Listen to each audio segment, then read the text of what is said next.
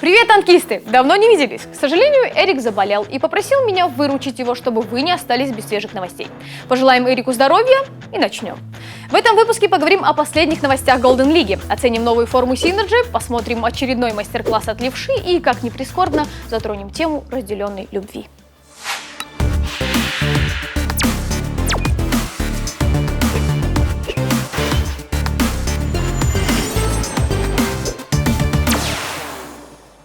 Совсем немного остается до финала третьего сезона Golden League. 7 из 8 команд будут бороться не только за 50 тысяч долларов, но и за вторую квоту на гранд-финал. Первая, напомню, уже у Нави. Теоретически оставшуюся путевку может выиграть любая из команд, но, откровенно говоря, наилучшие шансы у Unity, Mind и iGaming. К самому финалу многие готовятся по-разному. В то время, пока Unity тренируется на буткемпе, Ноды и Synergy анонсировали свою новую форму. Последние не поленились и даже сделали по такому случаю шикарную видеопрезентацию. Увидеть ее во всей красе можно на странице Synergy ВКонтакте. Ссылка есть в описании. Однако не только команды активно готовятся к финалу. На игровой площадке вовсю кипит работа, потому что до главного события сезона остались считанные часы. Напомню, финальные игры пройдут с 27 февраля по 2 марта в самом центре Минска.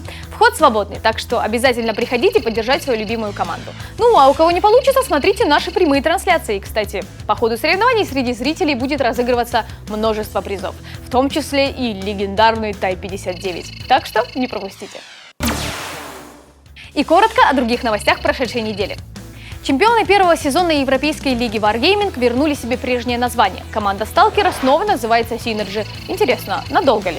Главные махинаторы сезона LoL Team 1 на днях подвели итоги своих выступлений и поделились планами на будущее. Подробнее об этом на их странице ВКонтакте. 23 февраля завершился турнир «Я снова на танке». Соревнования преподнесли немало сенсаций. Прежде всего удивили Нави, проигравшие на стадии отборочных ребятам из LoL Team 2. Но главными возмутителями спокойствия стала команда The Chess. Парни обыграли двух участников минского финала – команды Mind и Nod. Правда, в решающем матче Chess уступили более опытным бойцам из Unity. Тем не менее, результат очень достойный. Настоящая драма разгорелась вокруг паблика Страйка ВКонтакте. Игрок даже успел заявить о рейдерском захвате, но на самом деле все оказалось еще сложнее и запутаннее. Долгие месяцы пабликом занималась девушка игрока, но что-то пошло не так, и теперь у Страйка ни девушки, ни страницы. Хорошо, что у остальных игроков команды Нави с группами ВКонтакте все в порядке. Ссылки на них ищите в описании. Ну а мы, пользуясь случаем, еще раз напоминаем вам, не передавайте никому данные о своих аккаунтах, в том числе и в соцсетях. Будьте благоразумны и предусмотрительны. Что ж, на этом у меня все. Итоги конкурса Т1 в поле воин подведем через неделю. А сегодня вас ждет мастер-класс от Левши. Я же с вами прощаюсь, не болейте, всем пока! Всем привет, с вами Левша. В этом выпуске мы продолжим с вами разбирать карту Утес. На этот раз я уже расскажу про верхний респ. Прямо с респа вы можете прострелить подъем и частично зелень. Если же вы хотите сделать первый выстрел по подъему и уехать на первую линию, то это удобнее делать с квадрата А4. На А5 есть подъем, с которого вы можете простреливать сразу 4 направления атаки. Первое. Вы можете нанести урон по танку, который пытается подсветить с подъема. Также простреливаются танки, которые находятся в зелени.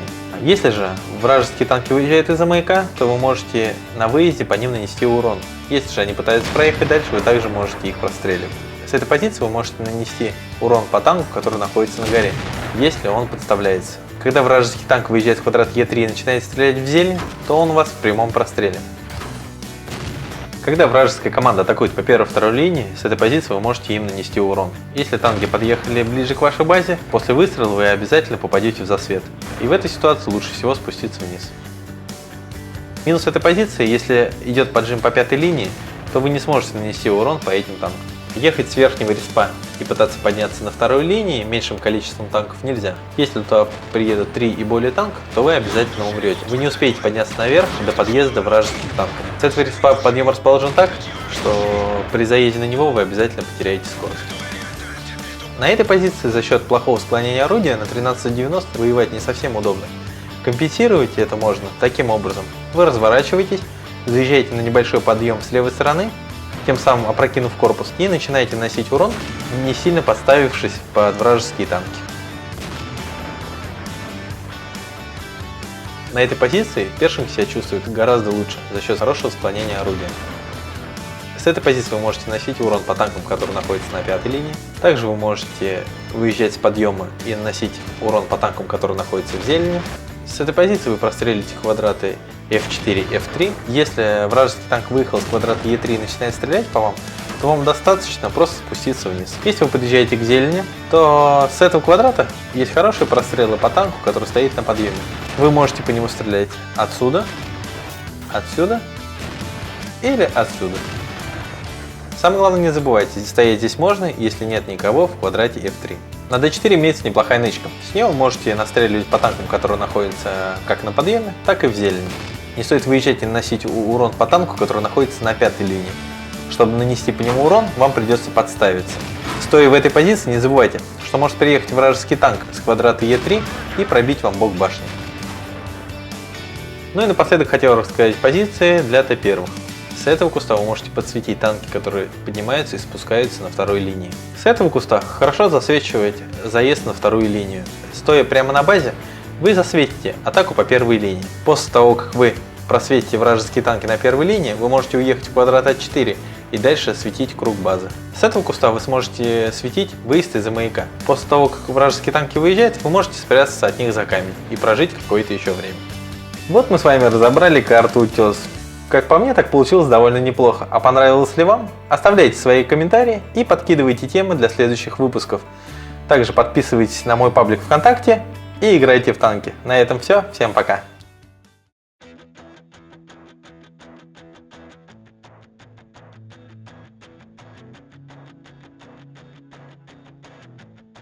И вы увидите. Что вы увидите? Всем привет. Нет, все не то. Ваша пушка опускает. Ваша пушка.